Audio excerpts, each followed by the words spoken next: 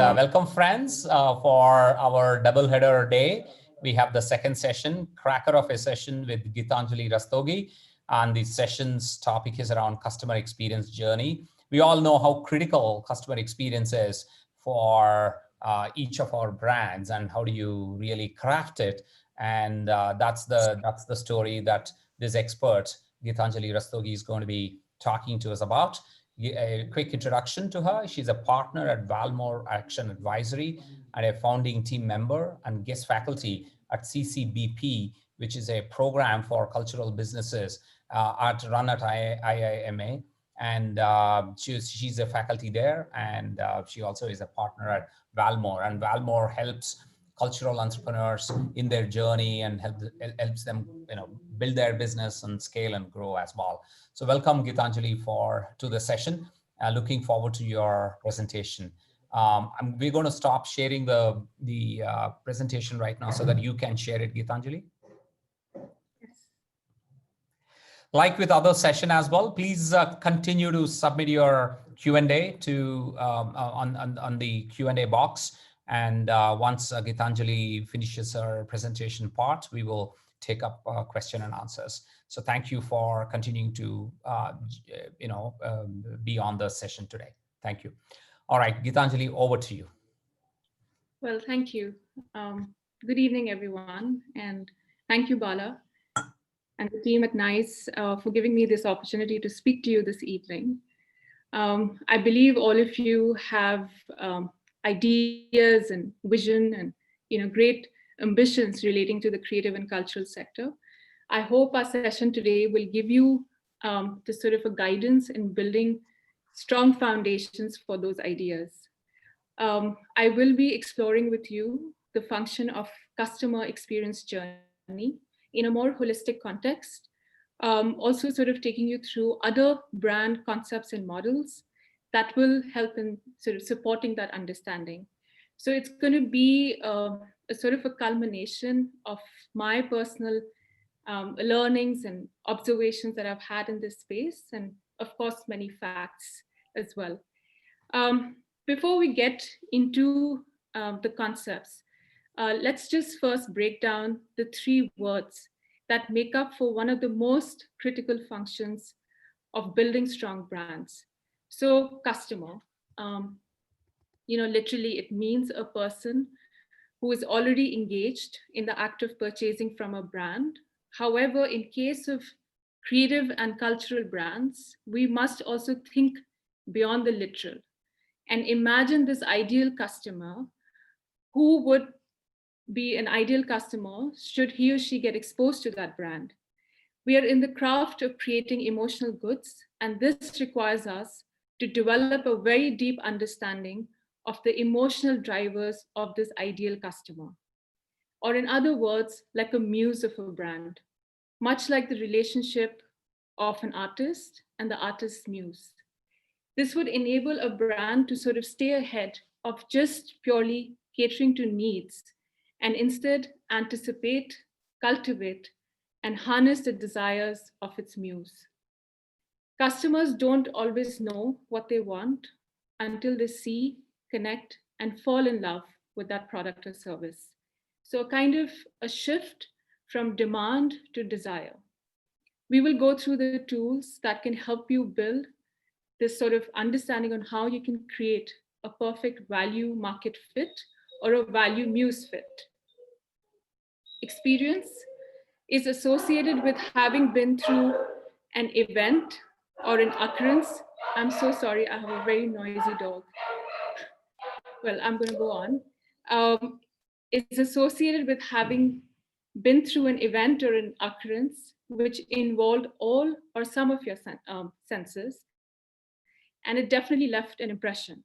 Today, with the ability to experience a brand at multiple touch points, the task is to consider all touch points as a collective experience and not just of a single point of contact. The critical part of this exercise is really how do you account for all and how do you really define a touch point? Our goal must be on how we can ensure or inspire a collective positive experience as an outcome of experiencing all touch points. Journey from one point to another. What is our customer's journey? And how can we make it simpler, intuitive, and gratifying? As if someone has thought through every little detail, keeping in mind the needs and preferences of the customer, and curated the journey to make it most seamless and convenient.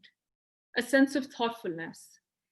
If we were to take an example from the hospitality industry, the care and attention a great customer experience focused boutique would take to make sure their resident guests are pampered and their every need, and sometimes not even expected, is looked after, can we possibly bring that kind of attentiveness to our customer's journey? And a step before all of this, what is really a brand for the customer? Is it a symbol? Is it just an entity or a venture? Is it just about a product or a service? Is it an office address? Is it about the owner? Is it built overnight? Well, we will discuss this further, and I hope this will be one of your key takeaways today of what do we really mean by a brand. So this kind of sets the context to what will follow, using some of the specialized concepts and models that have been conceptualized at Valmore. I hope to provoke you in thinking through this idea of total customer experience journey in a more tangible perspective. So back to the question on what is a brand? A symbol and identity that represents and distinguishes one product or service or concept from another in the mind of the customer. So yes, it is a symbol, but not purely a lifeless logo, but an identity that evokes associated feelings and emotions in the mind of the customer. The key word being here, the mind of the customer. The brand value proposition as experienced by the customer, which can be individual for every customer. And this experience of perception is built over a period of time. It is not overnight. So imagine it like a memory card that is collecting multiple experiences and computing them in lasting emotions. When one recalls a brand, they feel those associated feelings or emotions, or a feeling of an emotion can lend to a brand recall. Well, the important bit to note is that a brand's perception is not endorsed by the brand itself. Sure, you can take all the care to create the most relevant, perfect product, do all the correct communication and experience around it, but the proof of that work's success lies in the hearts and minds of the customer and where the brand is actually built. This would explain how sometimes there is a gap in our expectation and the actual reality. So let's say, as brand creators, of course, our ambition would be to never lose the pulse of our customer and for most part pray that our minds are in sync. Now, to highlight the core or the crux of the challenge, let's say the brand identity rests with the brand manager. The brand perception is created in the mind of the customer. And then there is the actual experience itself. The gap in between these three territories is a dangerous thing.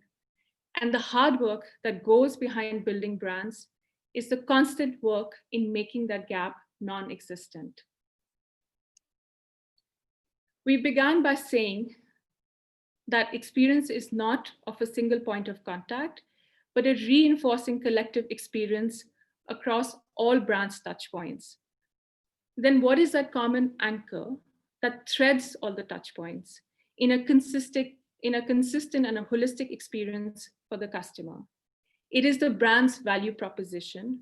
And as we describe branding, it is a process of consistently delivering on that value proposition across every touch point of a customer's experience journey. Let's take an example of a brand that has been consistently and successfully delivering on their value proposition for almost 30 years now. Anthropologie, some of you who may not be familiar with the brand, it's a lifestyle brand based out of the US mostly. And their proposition is a promise of a journey of inspiration, exploration, and discovery of authentic products from all over the world. In their words, a place for her to lose and find herself. And what is really worth noting is their sketch or this very intimate understanding of their muse, capturing every little but pertinent details that help them in achieving that value market or value muse fit time after time. So details like she is very aware, she gets her references, she has a natural curiosity about the world, she's relatively fit, usually in a committed relationship. She's going to save her clothes and wear them in different ways year to year. So these are the little nuances that they have picked up in order to arrive at that understanding of the value muse fit. Interestingly, they call themselves customer experts. We are customer experts. Our focus is on always doing what is right for a specific customer we know very well. And they offer her everything from clothing to bed linen to furniture to even soap. Now, to give you a flavor of what that execution looks like of their value proposition, since they are sort of focused on this one customer, it is important for them to understand the many moods of this customer or muse. So one being sort of more romantic or feminine, another being bohemian, more artistic, simple, classic, and what are her hobbies and interests, and sort of using this understanding and sort of accounting for all of these moods to be represented when executing across different creative functions. Now, if you were to see some of their other touch points, so true to their proposition of inspiration and exploration, every anthropology store is unique. No two stores are alike, and each one is individually tailored. So whether it is their store facade or their in-store experience or their in-store visual merchandising, each one is unique. So when you visit a store in Philadelphia or in Connecticut or in California, you're going to have an experience which is unique, but it still connects with that common sense of brand perception and exceptionalness. This is one of their few international stores, which is in London, and you can kind of feel how they have picked up local influences to offer as part of the store experience. Their store windows are iconic for their creativity. They use very unexpected materials to really sort of deliver on that sense of imagination and fantasy and therefore exploration. And then building on those feelings or emotions, one would experience just at the entrance of the store. Every anthropology store offers a unique multi-sensorial experience.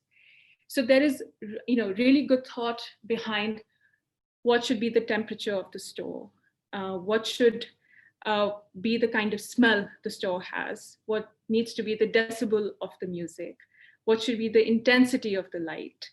Then, of course, using colors, different textures, layers and patterns, and cross merchandising across different category, they're really able to manifest or bring alive the mood and the inspiration behind the collections. As I said, their product mix is of authentic products from all over the world.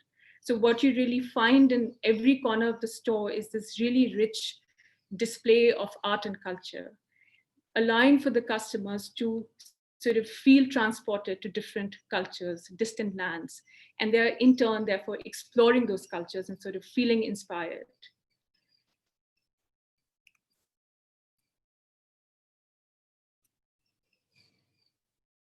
Average time spent in an anthropology store is about 88 minutes. And I can personally vouch for that because during the time that I was in New York, I would visit the store at least twice a week.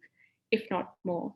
And every time I went, I had a joyful experience and I felt like I discovered something new. Now, imagine the kind of work anthropology must be taking to ensure that every time their muse walks into their store, she feels inspired and she feels she has discovered something new. In this particular visual, you would appreciate how there's this sort of, informal store layout, which encourages the customers to go closer to the merchandise, pick it up, touch and feel, and really sort of connect with the inspiration and sort of feel like you have discovered something for yourself. What are some more of their touch points? So of course, the brand imagery, which is very much muse oriented. They bring a lot of context to their products through the lives and lifestyles of their customers. So really bringing that sense of familiarity, yet something they are feeling inspired by.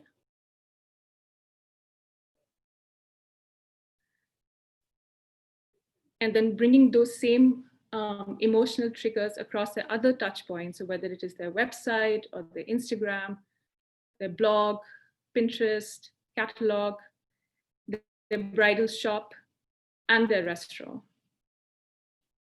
So very strong visually and stimulating, which have been very carefully designed, keeping the emotional drivers of the muse. The collective perception by the customer in case of anthropology is in sync with the brand experience. And I say that with confidence because it continues to be perceived as an inspiring brand even after 30 years of existence, more than 200 stores amongst their customer base. So the point is not, of course, for everyone, but really that ideal customer base. So this sort of walkthrough, a quick walkthrough, anthropology can be a session of its own. Hope this has helped you sort of give you a sense of what I meant when I spoke of that common anchor to be the brand's value proposition across all touch points. Now, before we get further into the, sort of breaking down the idea of total customer experience journey, I would like to touch upon the creation of value or value proposition itself.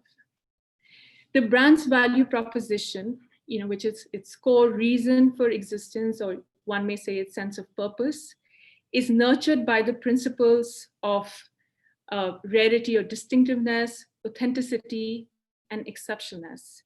As we said, a brand cannot claim to be one on day one, but it is time and that consistent hard work to ensure the brand delivers on its core or brand value proposition.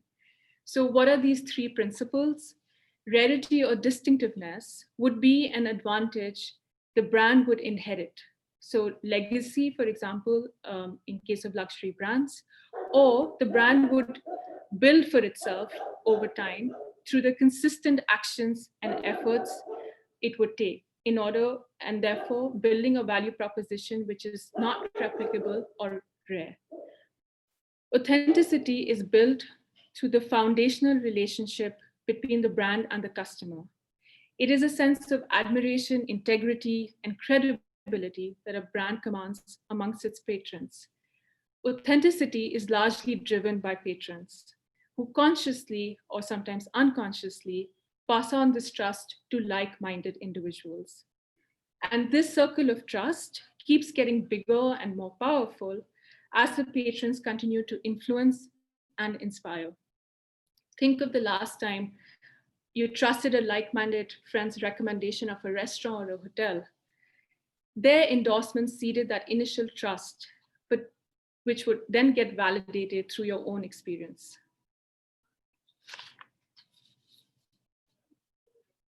Exceptionalness is what is experienced or perceived by the customers. It is this exceptionalness that distinguishes one brand from another in the minds and hearts of the customers. Think of tree and roots. Tree that is visible to the customer is the exceptionalness. The roots are rarity, something that the brand sort of has to deliver on the idea of exceptionalness. And you may say that sharing of the fruit can be considered as its authenticity. Humane craftsmanship is sort of, so the era of a brand, which is, rarity, authenticity, and exceptionalness, is held together by human decisions that are humane and bring attention to craftsmanship, or more specifically, human craftsmanship in the creative and cultural space. Now, since exceptionalness is what is experienced or visible to the customer, what are its value drivers? It is founded in the principles of cognitive, experiential, and symbolic, each one relevant to a distinctive set of customers. The three key value drivers largely belong to connoisseurs, amateurs, and novices. The connoisseur knows and therefore is looking for cognitive hooks.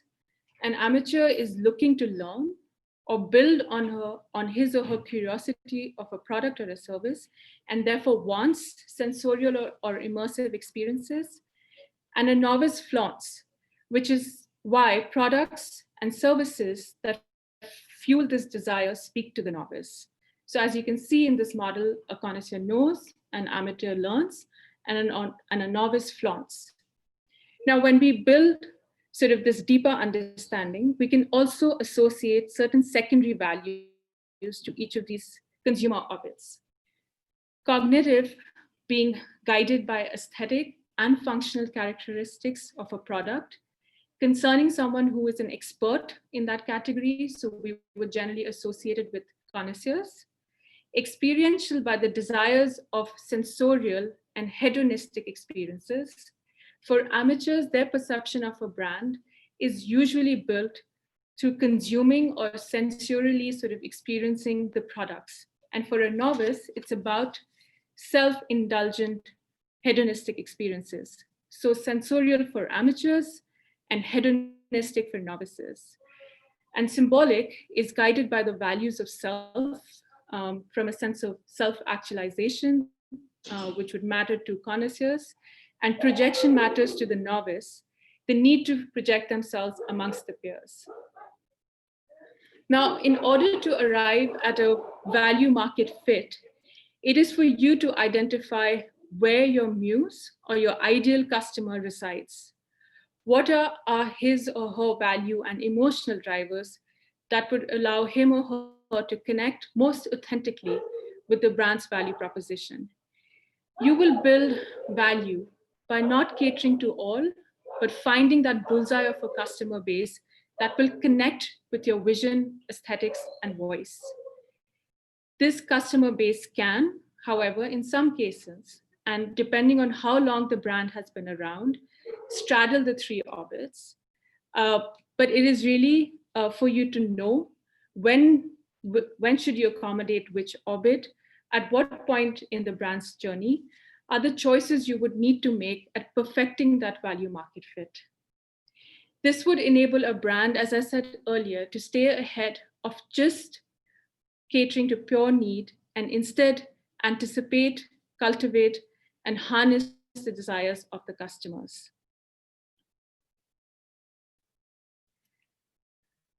Now that we're almost at the end of our journey, having established the brand value proposition, the value drivers, and its relevance with the target customer or the ideal value market fit, what are the different variables that constitute a customer experience journey across multiple touchpoints? So what are the dimensions? Physical, so literally the physicality of a touch point. Let's say a physical store or a physical package you would receive at home. Rational, what would be the rational factors that would be considered by the customer in the duration of experiencing that touch point?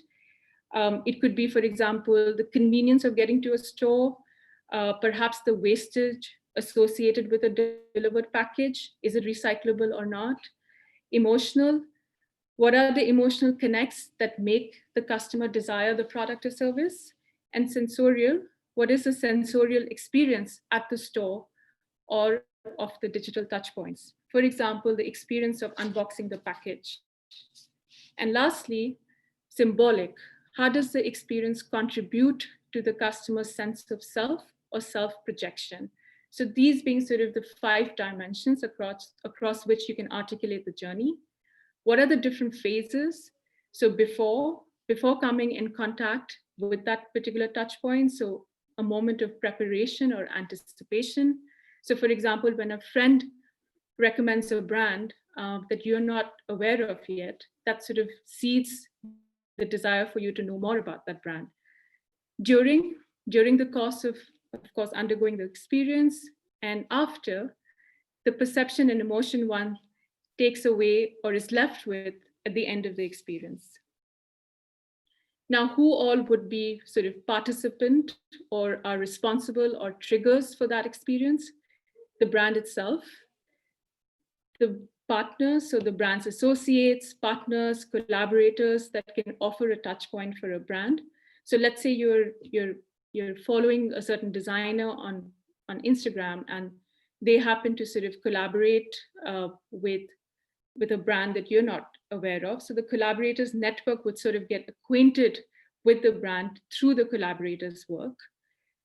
Customers themselves sort of sharing, endorsing, or validating a brand amongst their family and friends.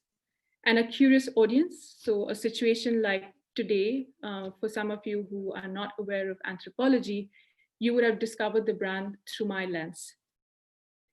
Now, if you could imagine this sort of in a frame or a grid where that is mapped across every possible touch point you can think of. As I said earlier, the critical part of this exercise is how do you account for all and how do you define a touch point? This particular exercise would enable you to ensure and deliver consistently the brand's value proposition across all touch points, thereby arriving at a total positive customer experience journey. Now, quickly, if I can just give you a visual representation on what that exercise could look like. So, you would do this exercise keeping a certain event in mind. So let's say we were to consider a pop-up exhibition that is coming up. So across the different dimensions, which are physical, rational, emotional, sensorial, and symbolic, you would sort of pen down all the different activities during all the phases. So before, during, and after, while also very carefully sort of identifying the gate at the end of every phase. A part of the before would, of course, be the promoting and marketing you would do around the pop-up. And the gates sort of work for you as your gatekeeper of the key emotion that you would like the customer to experience at the end of each of the phases. So the more detailed and imaginative yet real you can be with this exercise, the more precise you can be in accounting for the resources of a successful event.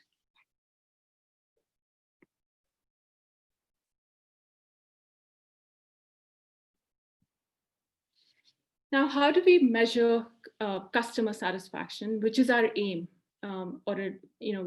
that's where you're sort of approaching towards for as an outcome of the total customer experience journey.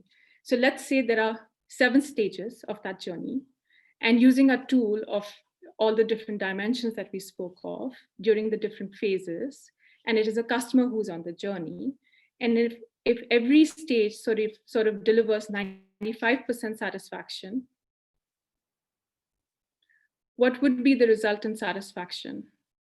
One would think it would be 95%, but the point is not to ignore and account for the dissatisfaction, which does not accumulate as an average, but exponentially.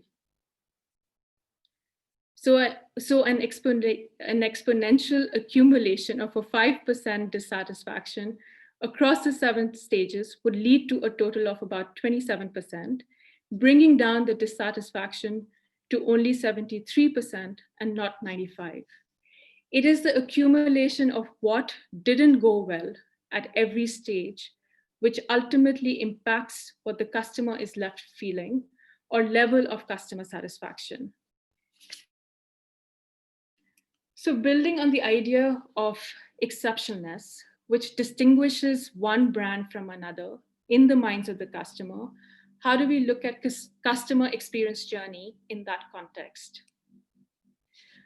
But before we go there, what is a net promoter score? When asked on a scale of 0 to 10, how likely are you to recommend a brand to your family, friends, or associates? A score between 9 to 10 makes the responder a promoter.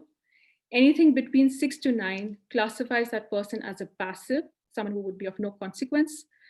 And everything else below 6 becomes a detractor, someone who can influence or take away from a positive brand experience. So when calculating the net promoter score, it is the difference between the promoters and the detractor. The passive, as I said, have no impact. In this case, 60% of promoter minus 20% of detractors gives us a net promoter score of 40. A world-class brand would aspire to have an NPS of 80 or more. Strong brands are built by reducing the gap between experience and perception. And that can be achieved through a carefully crafted customer experience journey. A perfect customer experience is when there is no gap in that customer perception and experience, which leads to a high NPS, thereby more referrals, and the brand retains those referrals, and on goes the brand cycle. This also highlights the importance of building the authenticity of a brand through its patrons.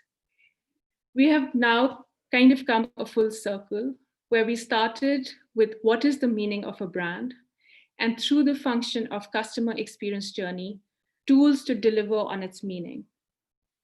I know it has been a lot to take in a short period of time, but I hope this has helped you in understanding the activities and resources you would need to build customer satisfaction and thereby a brand. Also a fair bit of imagination and the ability to put yourself in the muse's shoes. One trick I will leave you with, in order to make that net promoter score more than 80, or let's say reduce the gap between customer perception and experience to 0, instead of trying to fit in the muse's shoes, hire the muse for all the creative functions. That way, the connect with the brand's value proposition and its executions across different touch points would be most seamless and authentic. With that, I will wrap. Well, thank you for listening and happy to take any questions. Thank you. Thanks a lot. Fantastic presentation, Geetanjali. Thank you very much for walking us through that great framework of how we should be looking at customer journey. And there are a few questions that I would love to kind of, have you answer, and people are really looking forward to that. Just before that, before we run into a question, I just wanted to just give me a minute, please.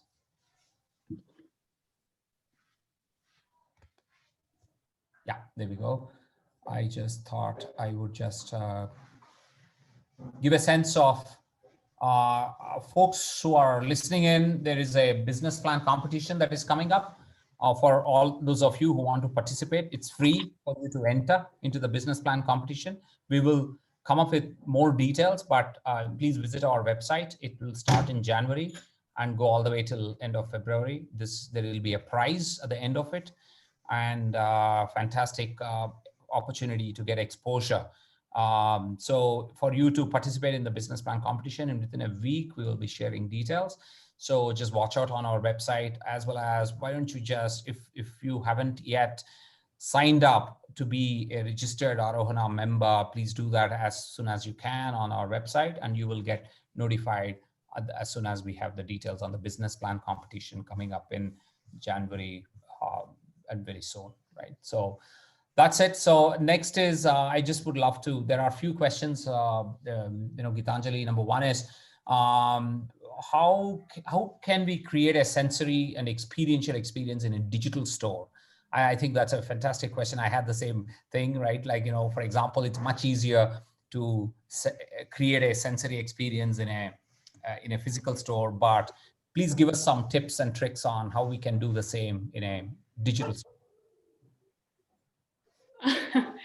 Sure. And again, I think that's a topic of its own, where more and more the digital spaces are becoming important to be able to speak to customers in a more, in a more immersive manner. If I was to just sort of give you, so in terms of examples, I mean, I can give you in the sense of what Instagram is doing more and more, where they're sort of connecting shopping with very visually rich content.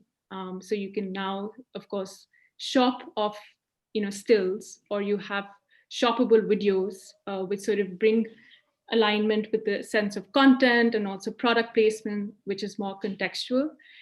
And when, again, a sort of not a framework, but when we are looking at digital spaces, there's something that I have personally coined, that if you're able to achieve that, we can bring that similar sense of what one experiences in physical spaces also digitally.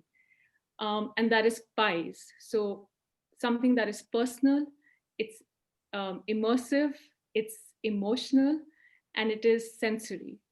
So if you're able to think of ways that can sort of accommodate this idea of pies, I think that would really sort of be something that you can follow to bring that sensory experience digitally. But more and more, I know that there are technology-oriented services that are coming up that would give that option to brands. Sure. Yeah, so I think this would be a huge challenge, right now, as more and more of the commerce is going digital. Plus, given COVID, there is quite a lot of interest in how we can create similar experiences in the digital space, and I think that would be great for people to kind of experiment on. Another question and a comment rather is that Mayur Channagere said he loves the case study that you have shared. There is a very strong connection between brand loyalty related to emotional quotient. So his question, I mean, I would frame that as a question, even though it was a comment, but it's like, how do you convert the emotional connect to loyalty? Are there any tips and tricks that you would recommend? So how do you convert emotional connection to loyalty? Is that the question? Right. Well, it's I think if you're able to, as a brand, build that connection emotionally, and you're able to do that consistently across your touch points, and able to do that time after time, I think that itself would sort of translate to loyalty.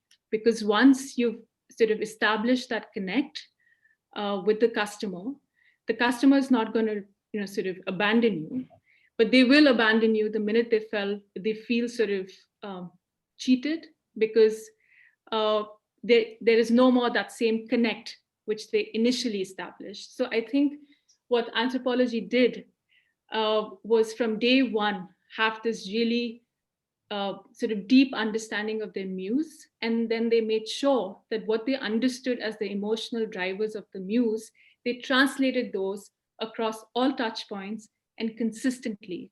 And therefore, somebody who has perhaps been shopping the brand for the past 30 years is still shopping. All right, that's very very interesting.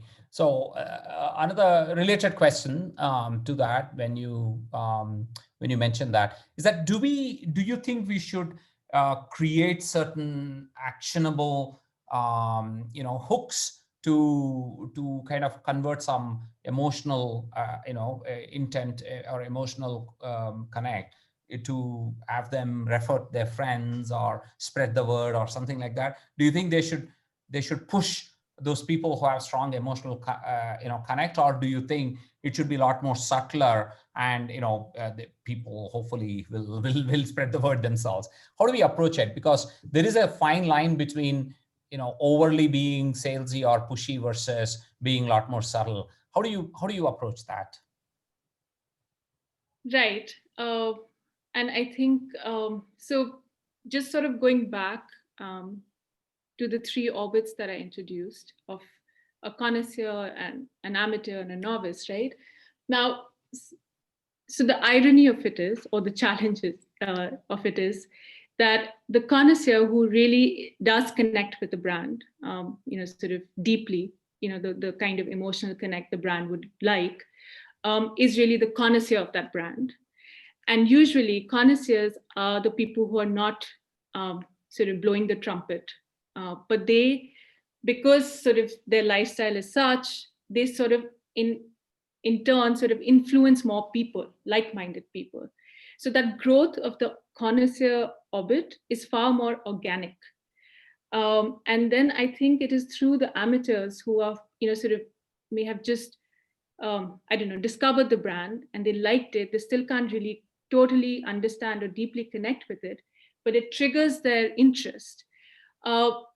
They would be a customer base who would, through their experiences, sort of spread the word more than the connoisseurs. Mm-hmm. Novices are the ones who would flaunt about the brand the most. But like I was saying, a brand can sort of, it is for the brand to make those choices. Mm-hmm. And therefore, you sort of make that your own decision, that whether you will adopt patience when building a brand and therefore slowly grow in those orbits of just a connoisseur and an amateur, because you want that authenticity to be in place, and sort of refrain from sort of being tempted to go through all three orbits. So it's not a simple answer, but I think it's really for the brand to sort of, like I said, it's not built over time, overnight, but over time. And we, as brands of emotional goods, should be able to sort of give that patience to the brand to really connect with its customers most authentically. Got it. Got it. Sounds good. Thank you for explaining that, because I think this requires certainly a bit of that nuance in terms of how you look at your customers and who do you go after and how do you push it.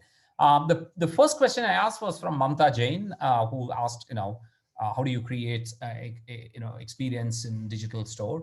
And she has another question, which is interesting question. If you have multiple products in various sector, as a cultural entrepreneur, how do you define the value proposition and a customer journey there? I mean, because it's kind of across different sectors. Is there any advice? So different sectors, meaning? Different, we focus on food and beverages, home decor, and food, fashion, okay, and accessories. Right. If somebody is spanning across multiple of these sector, and for example, wellness and beauty and Sure. and food could just be, there could be somebody who's in all the three, right? So how do you kind of think about creating a brand value proposition or a customer journey which cuts across the sector? So right, well, so the brand, of course, can choose to be in multiple sectors. Anthropology is their product, like I said, spans across home, fashion. They also have personal care, beauty. They have restaurants. They have gardening shops, etc. So they are operating in many categories, right? But their value proposition doesn't change for every category. The manifestation or its execution sort of course changes, but that core of the brand, the core of anthropology stays intact, so that this particular customer, when she's shopping their beauty or is sort of at their cafe or in their gardening store, she's left with that particular value proposition and not 5 different propositions, because like I said, that's really the core of what the brand's existence is. And I would not think that a brand should have propositions catering to every sector. Mm-hmm. Got it. Our next question is by Namrata. She said, post-COVID, which dimension in the customer experience has been greatly affected or impacted?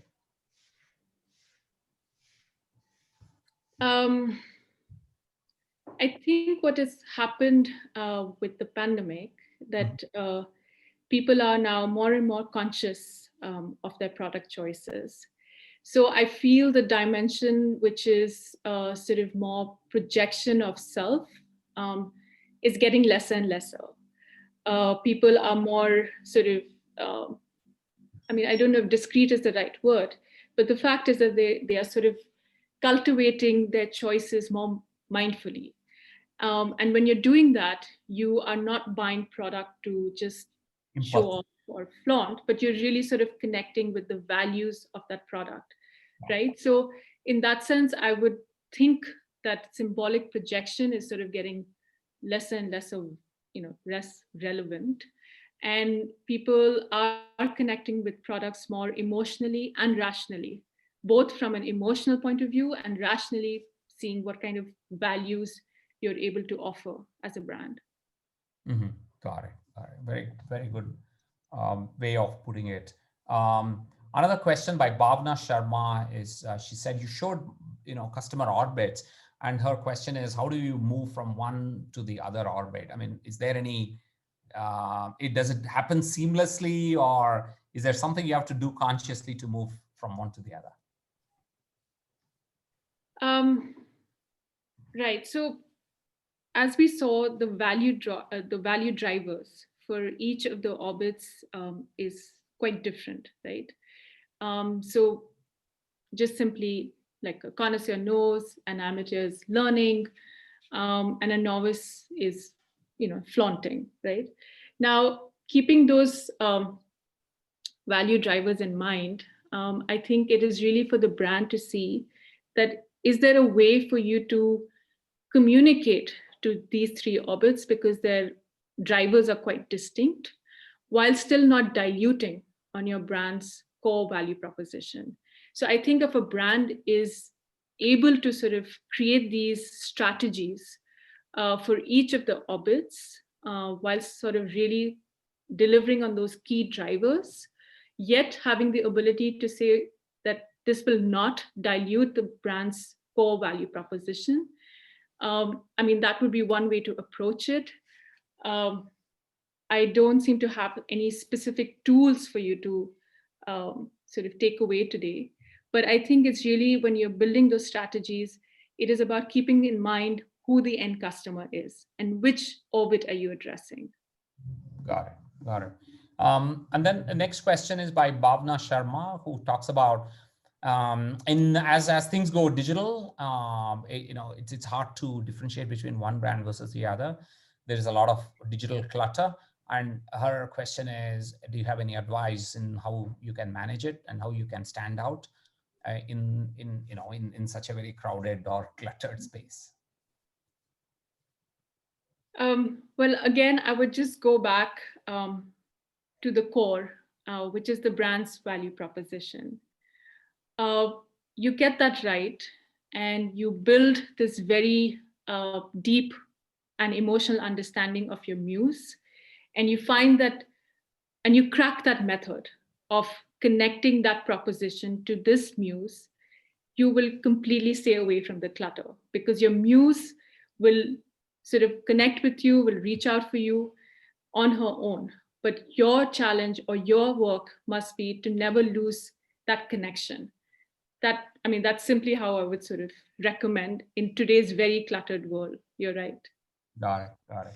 Yeah. So as you are talking about the muse part, um, another question that comes to me is that how do you expand the muse segment, right? Like for example, if my product is deeply connecting with a niche, a muse which is a niche, but I want to grow, I want to broaden it. How can I do it gracefully without losing the core connection there?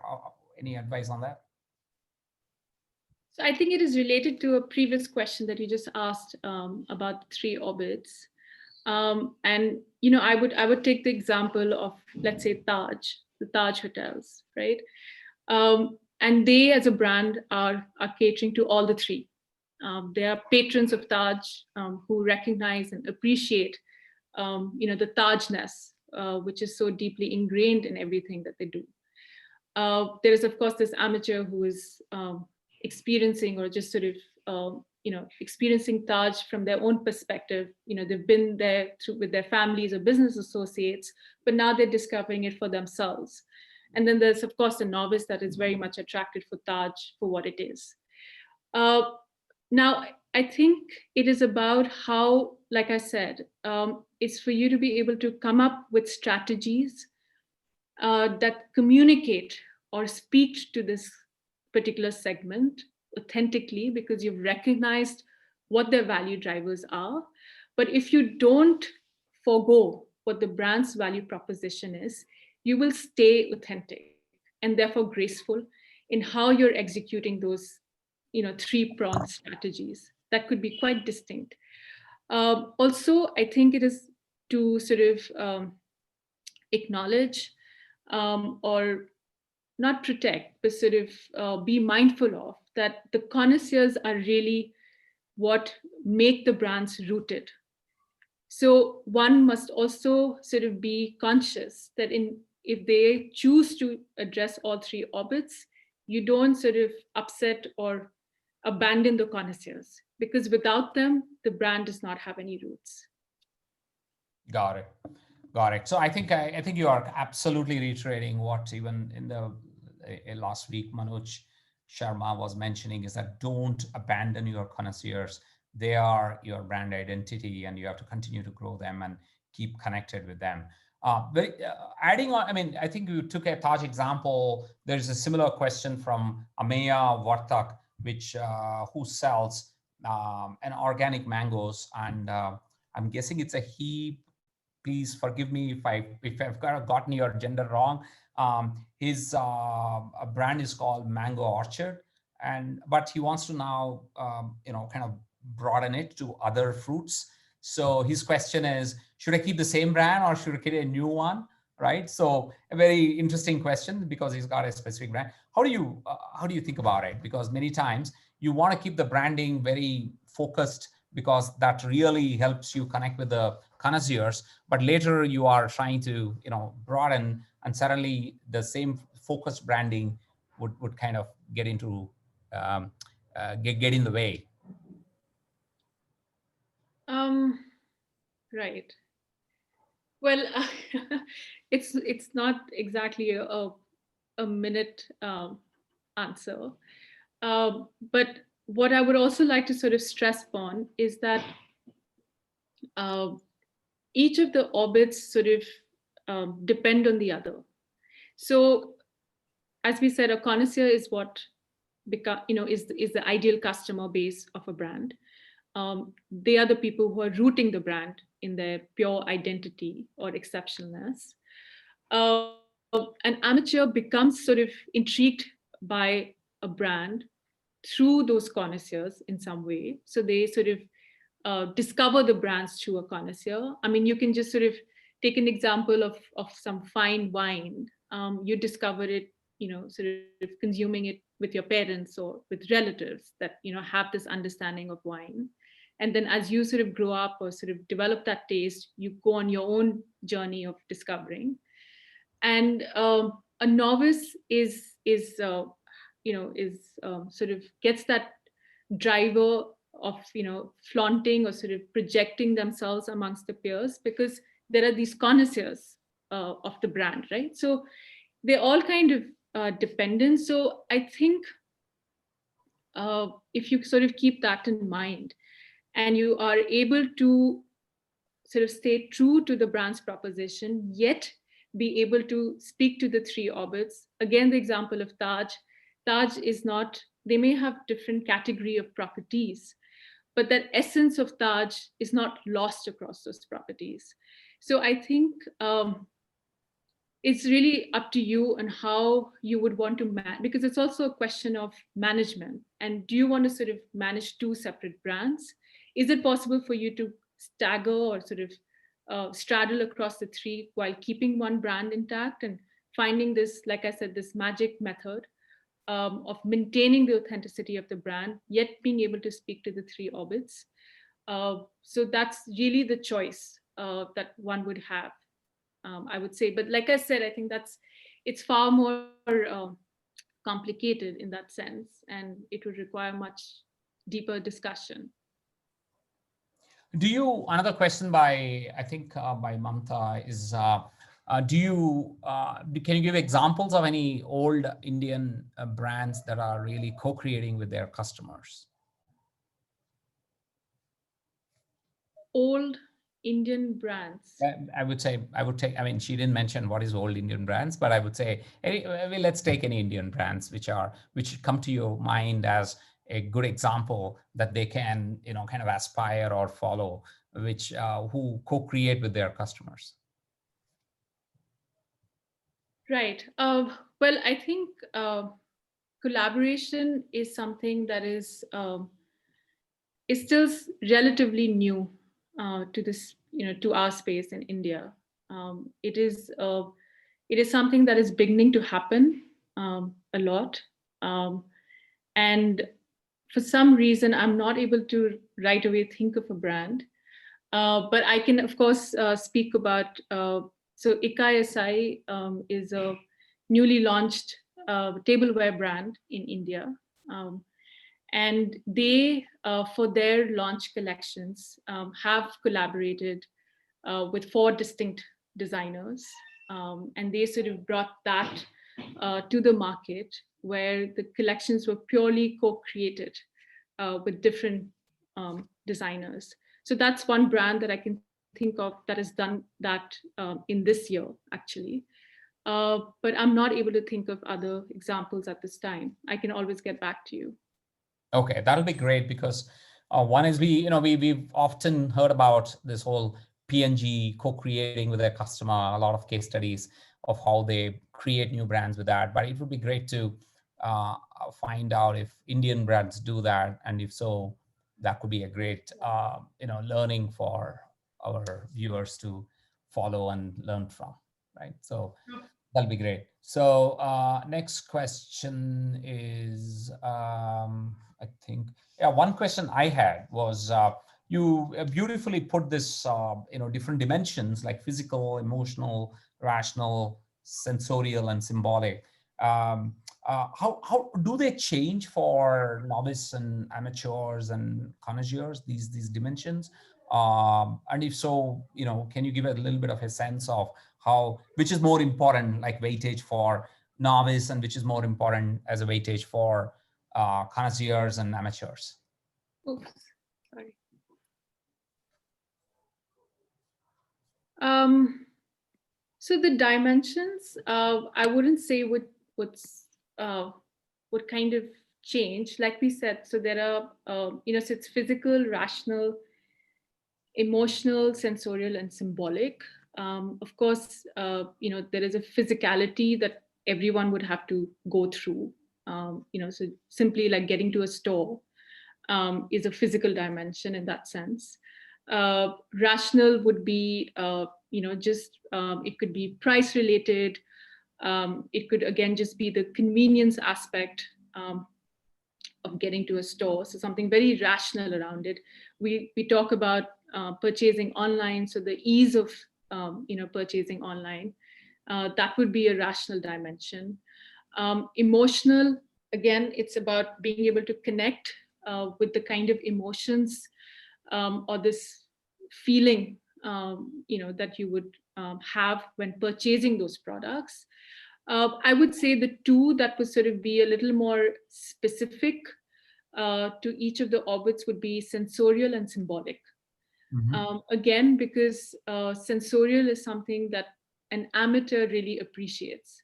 So they would need this sort of a little more sensorial experience of a product to really sort of connect with that driver of wanting to learn or wanting to experience. And therefore, like even in anthropology, because it has such an extravagant in-store experience, it would perhaps speak to an amateur more than a connoisseur in that sense.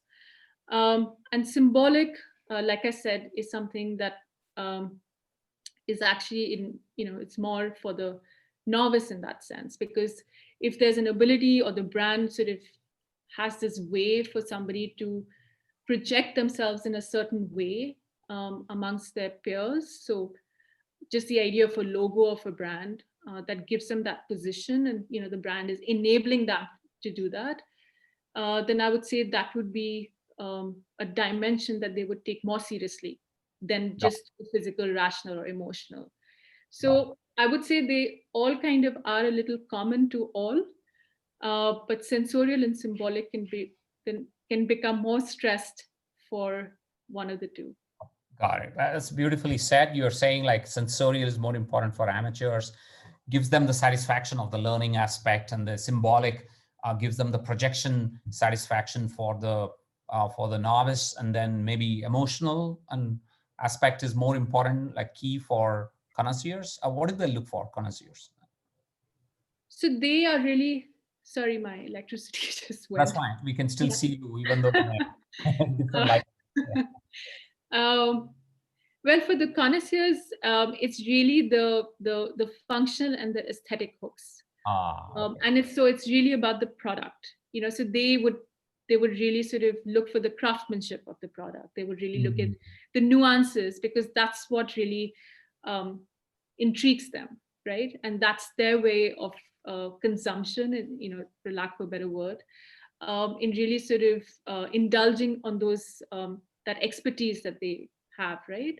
So for them, the product really matters, not so much the sensorial aspect of it, because they already get it.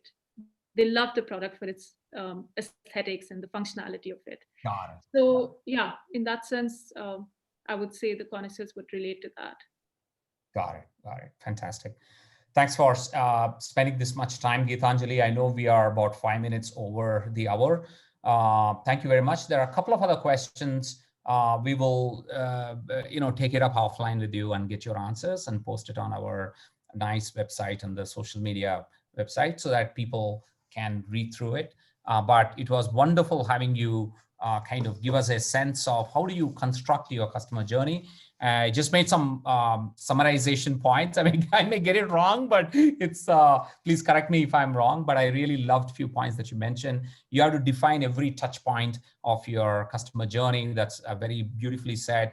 And you said you have to make it very simple, intuitive, and satisfying. That's very critical. And these dimensions, we have to always keep thinking: is it simple enough? Is it intuitive enough? And it's satisfying enough? And you have to associate it with a feeling or an emotion. I think that really anchors them in terms of understanding in a deeper level.